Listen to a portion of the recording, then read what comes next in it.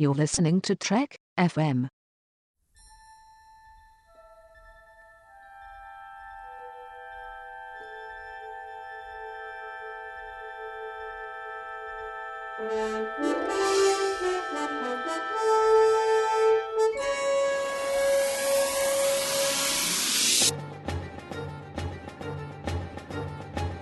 Hello, and welcome to From There to Here, Trek FM's 50th anniversary rewatch of all 729 Star Trek adventures, all the way from Broken Bow, Oklahoma, all the way to Yorktown Base in Star Trek Beyond. I'm one of your hosts for this batch of episodes, Lee Hutchison, and I'm joined by Suzanne from To The Journey. How are you, Suzanne?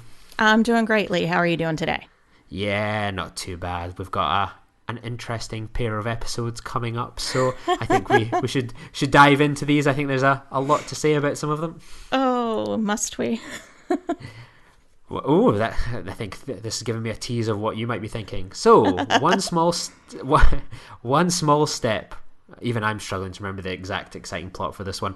Voyager discovers an anomaly of the week, but somehow finds an old spaceship from the NASA era, and Chakotay displays his love for NASA and he wants to go at all costs to save this ship, and 7 of 9 learns what it is to be an explorer.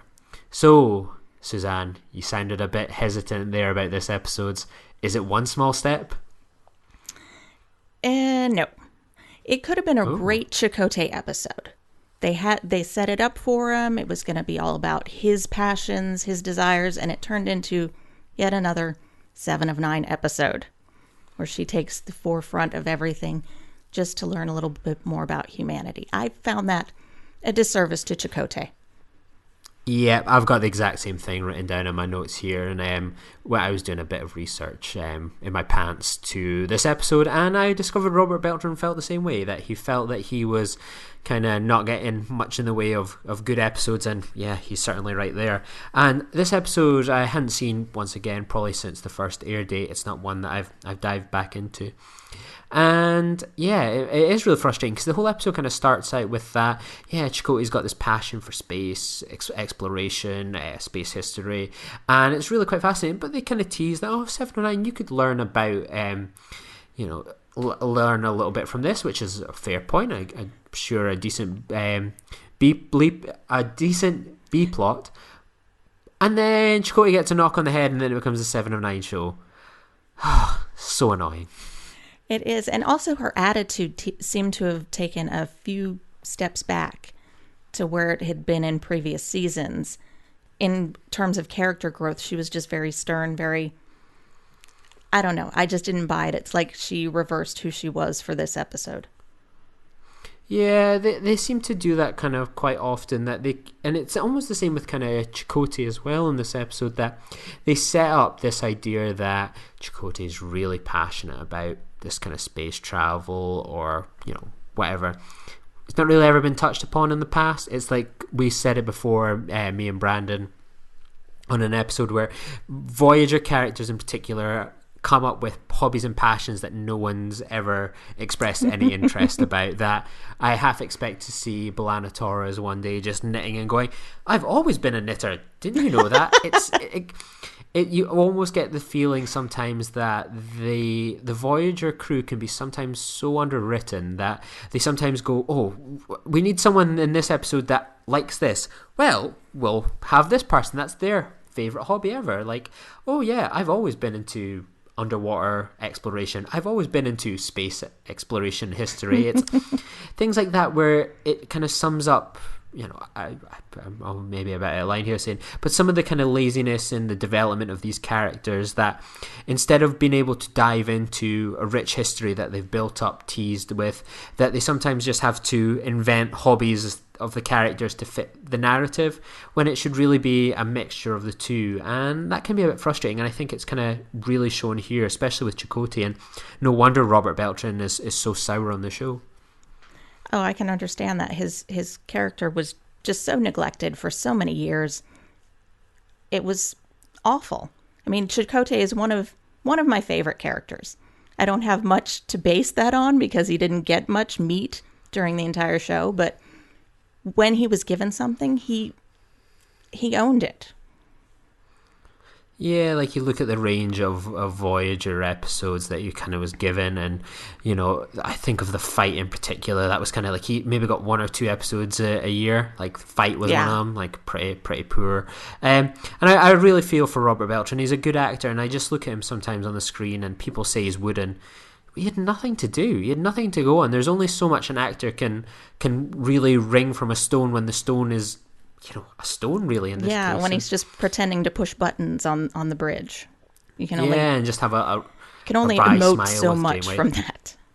Yep. Only so much you can do. I mean, I don't want to be too negative on this episode. There is an element I really like with I like that fills in another bit of the history of the kind of NASA space exploration in the Star Trek timeline, and that's always a good bit of shading to get, and I'm sure it's another excuse for Eagle Moss to make another model. But it's a nice. It's always good to just dip into that history that well and continue to develop that kind of period of Earth history, kind of before First Contact, which is actually released on this day as we're recording. Yes. And it kind of pencils it in a nice bit. It gives us a bit more of that Trek history that's kind of in the dark ages of so little's known. So yeah, that was pretty cool. And we're not too far from the date of that mission. So I'm figuring with everything that's going on with Elon Musk and trying to get everything ready to go to Mars, it could happen. Yeah, we can see this happening. I wouldn't be against that. Hopefully, as long as it's not Matt Damon, because then we know the mission's doomed. But I think. But he'll eat a bunch of poo potatoes and keep everyone entertained. That's true. That's true. So, is there anything else you want to say about One Small Step? One thing that I didn't quite understand is why they chose to beam Lieutenant Kelly out of what is essentially his tomb, just so they can shoot him out into space. I didn't quite get that. I don't really have an issue with that.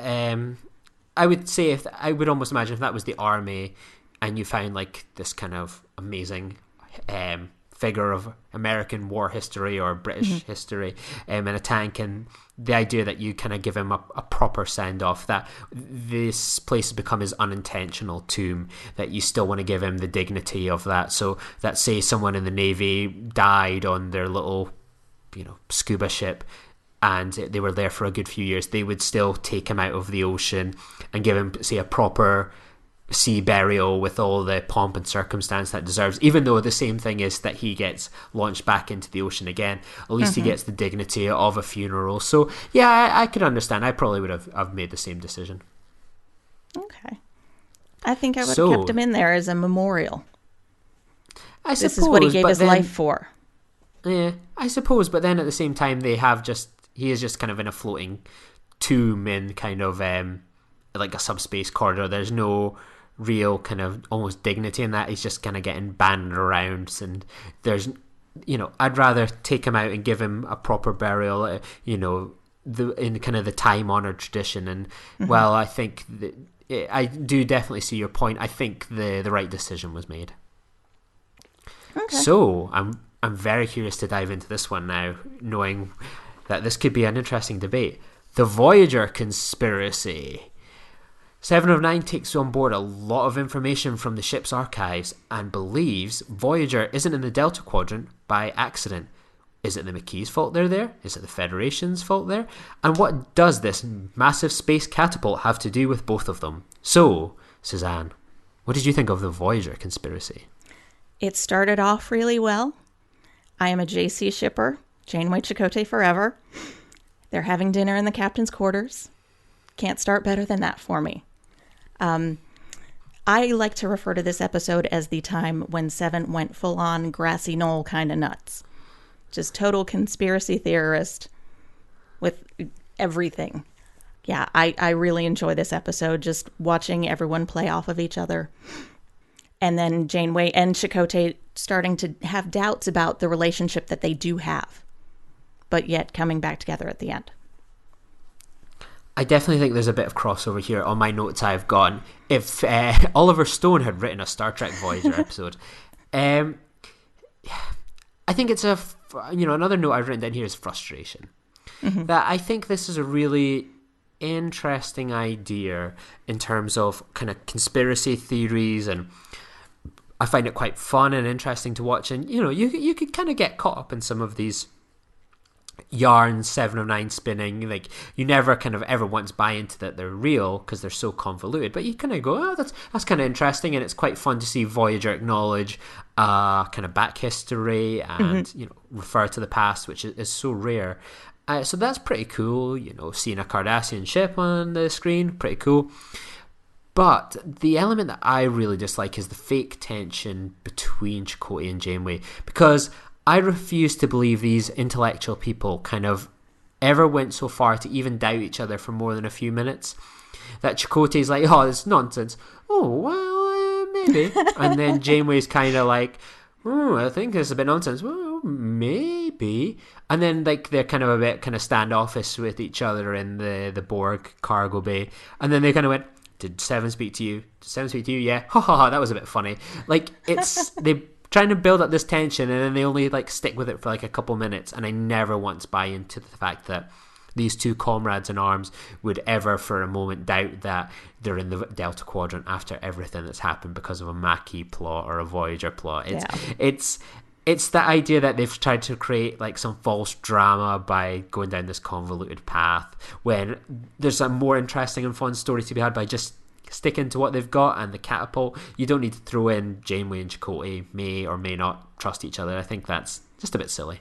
Oh, but you get the best line from Janeway when Seven's telling her all about this at the very first. She's like, did Chakotay put you up to this? With that smirk on her face. I just love that part. It's like, really? Are you sure? He put you up to this, didn't he? Yeah, it's a very interesting episode. I think it's like, I've always said it kind of on these Voyager episodes I've covered, that I actually prefer when Voyager just goes bat nuts, whether it's Threshold or episodes like that. I think episodes like that, and probably the Voyager conspiracy without this like like Chakotay Janeway part, are like great fun because they're a bit wacky, a bit out there, a bit of everything, as opposed to kind of, say, something like One Small Step, for example, where it's just like nebula stuff, generic stuff. It's really fun when they go like, let's just go nuts, let's just have fun, and Threshold, for example, I'm said it, I want to talk about the episode one day. Somehow I'm gonna have to get myself onto the journey to praise Threshold. But Threshold we'll have to get you on there.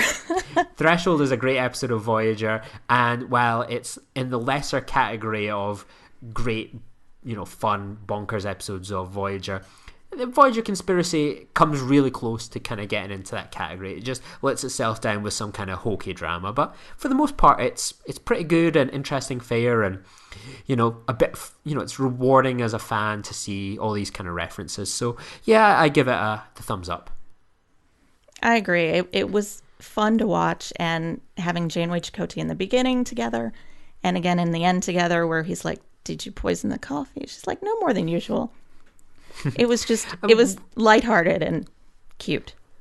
And I think one thing that kind of makes it kind of stand the test of time as well is that I think it has a relevant message for today as well, that we kind of live in this post-American election period of when we're kind of recording this, and you see that there's a lot of things about kind of false news, post-truth, people kind of, websites that become kind of quite prominent, like Breitbart, InfoWars, for example. Yeah.